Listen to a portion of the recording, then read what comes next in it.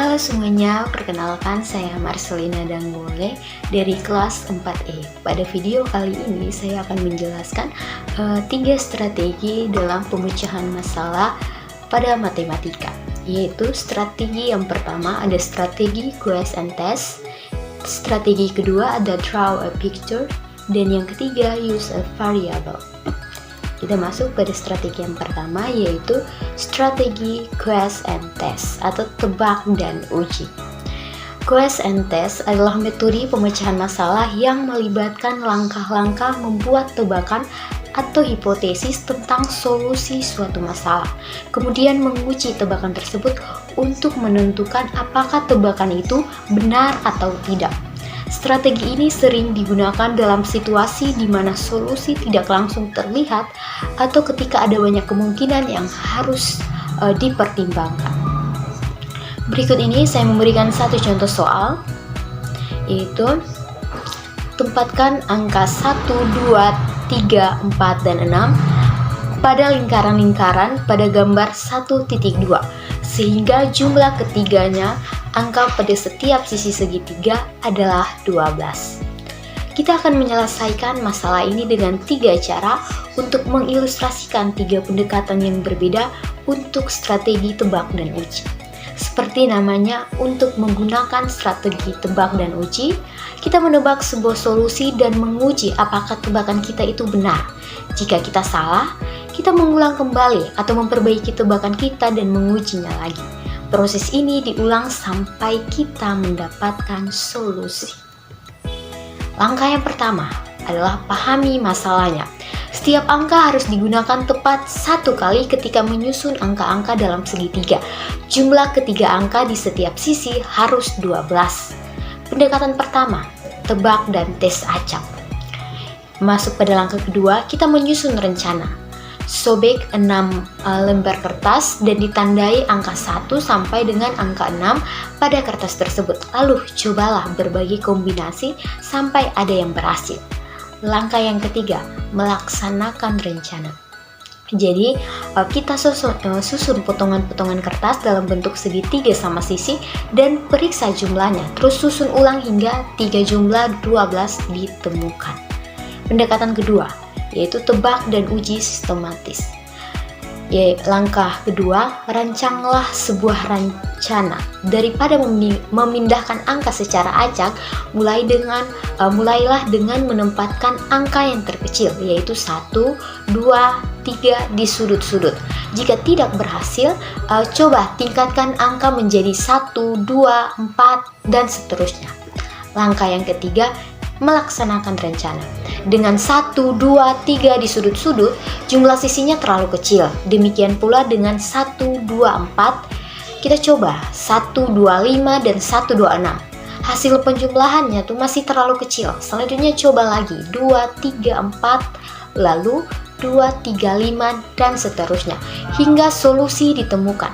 Bisa juga dimulai dengan 4, 5, 6 di sudut-sudutnya, lalu coba 3, 4, 5, dan seterusnya. Kita masuk dalam pendekatan ketiga, yaitu menebak dan menguji secara inferensial. Itu rancanglah sebuah rencana. Kita mulai dengan mengasumsikan bahwa 1 harus berada di sudut dan jelajahi konsekuensinya. Langkah ketiga, kita melaksanakan rencana.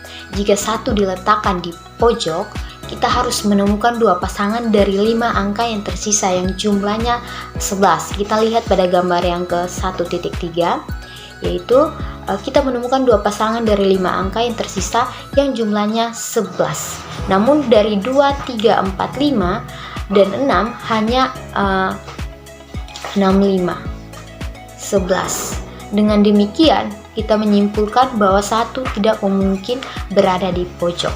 Jika 2 berada di pojok, maka harus ada tersisa 2 pasangan yang berjumlah 10, yaitu pada gambar 1.4. Tetapi hanya ada 6, 4, 10. Oleh karena itu, 2 tidak mungkin berada di sudut. Terakhir, anggaplah 3 berada di sudut. Maka kita harus memenuhi gambar 1.5. Namun, hanya 5, 4, 9 dari angka-angka yang tersisa. Dengan demikian, jika ada solusi 4, 5, dan 6 harus berada di sudut-sudut, yaitu pada gambar 1.6, dengan menempatkan 1 antara 5 dan 6, 2 antara 4 dan 6, dan 3 antara 4 dan 5, kita mendapatkan solusinya. Kita masuk pada langkah keempat, yaitu lihat kembali. Perhatikan bagaimana kita telah menyelesaikan masalah ini dengan 3 cara yang berbeda untuk menggunakan tebak dan tes. Tebak dan uji acak sering digunakan untuk memulai, tetapi mudah untuk kehilangan jejak dari berbagai uji coba. Tebak dan uji sistematis lebih baik karena kita mengembangkan skema untuk memastikan bahwa kita telah menguji semua kemungkinan. Jadi secara umum, tebak dan uji inferensial dan tes lebih unggul dari kedua metode sebelumnya karena biasanya menghemat waktu dan memberikan lebih banyak informasi mengenai solusi yang mungkin. Kita masuk pada strategi yang kedua, yaitu draw a picture. Strategi draw a picture atau membuat gambar adalah pendekatan yang digunakan dalam penyelesaian masalah matematika dengan cara menggambar atau membuat visualisasi dari situasi yang diberikan. Strategi ini sangat efektif karena membantu menggambarkan hubungan antara elemen dan masalah sehingga lebih mudah dipahami dan dianalisis. Kita masuk pada contoh soal yang pertama. Seringkali masalah melibatkan situasi fisik.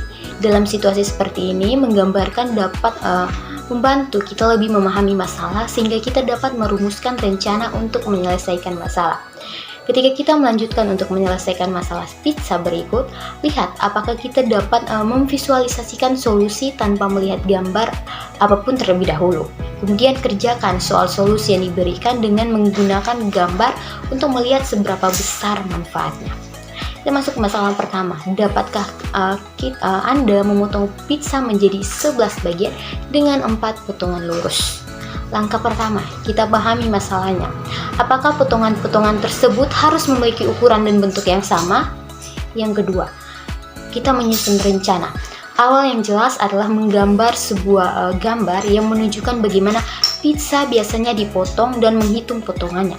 Jika kita tidak mendapatkan 11, kita harus mencoba yang lain, atau kita lihat pada gambar 1.8.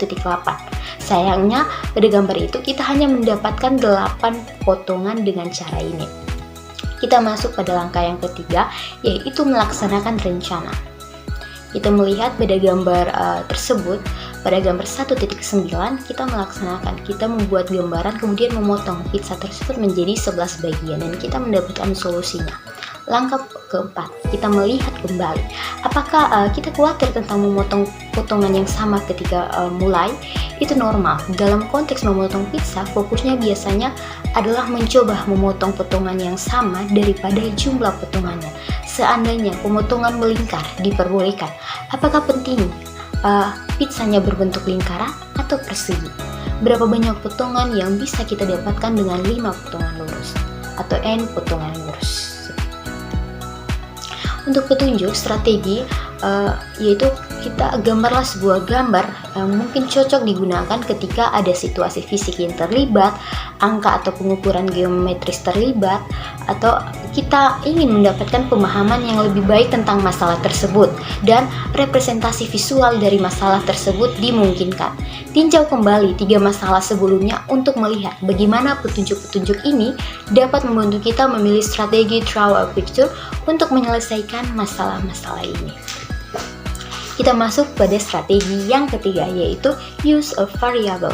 Strategi use a variable atau menggunakan variabel dalam pemecahan masalah matematika melibatkan pengenalan simbol atau biasanya berupa huruf seperti X, Y, atau Z untuk mempresentasikan nilai-nilai yang tidak diketahui. Strategi ini sangat berguna karena mempermudah dalam mengorganisasi dan menyelesaikan masalah dengan lebih sistematis, terutama untuk soal-soal yang memiliki elemen yang belum diketahui. Kita masuk pada contoh soal yang pertama. Temukan jumlah 10, 100, dan 500 angka pertama. Angka pertama penyelesaiannya kita memahami masalah. Karena bilangan Caca adalah angka 1, 2, 3, 4, dan seterusnya, jumlah dari 10 angka pertama yang dihitung adalah 1, 2, 3, 4, 5, 6, 7, 8, 9, 10. Demikian pula jumlah dari 100 angka hitungan pertama adalah 1, 2, 3 sampai 100, dan jumlah dari 500 bilangan cacat pertama adalah 1, 2, 3 dan sampai 100. Angka kedua, kita menyusun rencananya. Daripada menyelesaikan 3 masalah yang berbeda, strategi gunakan variabel dapat digunakan untuk menemukan metode umum untuk menghitung jumlah dalam ketiga situasi tersebut.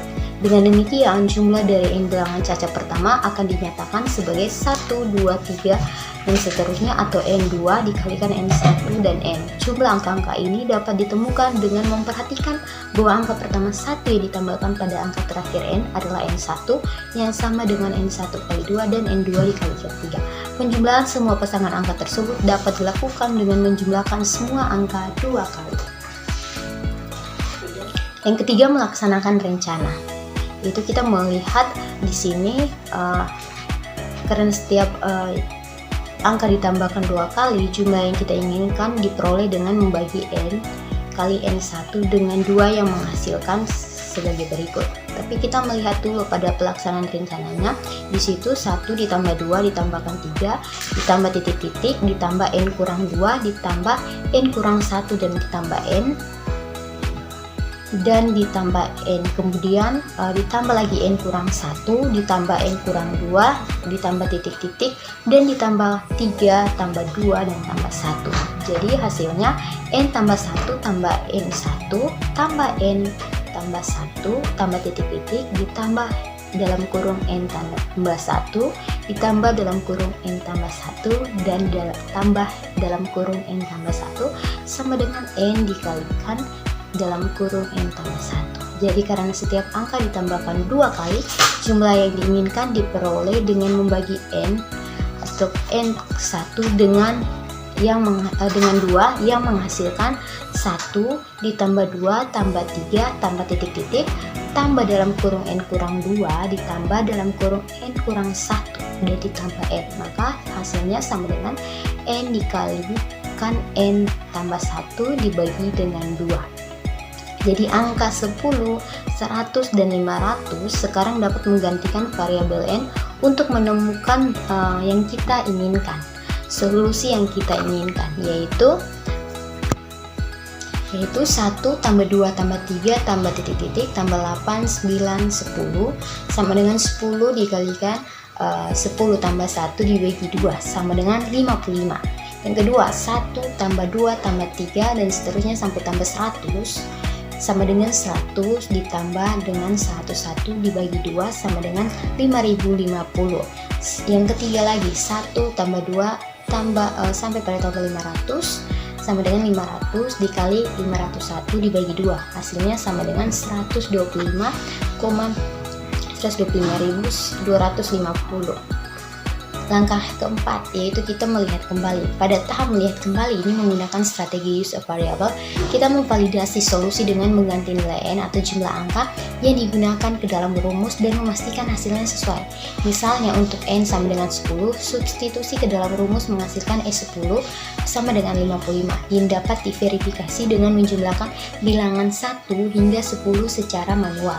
Langkah ini memastikan bahwa persamaan Sn sama dengan n kalikan n tambah 1 dibagi 2 dan menggunakan variabel n telah diterapkan secara akurat. Evaluasi ini penting untuk meyakinkan bahwa solusi matematis benar dan relevan. Sekian penjelasan dari saya, itu bagaimana menggunakan strategi atau 3 strategi untuk pemecahan masalah dengan menggunakan langkah boolean. Terima kasih.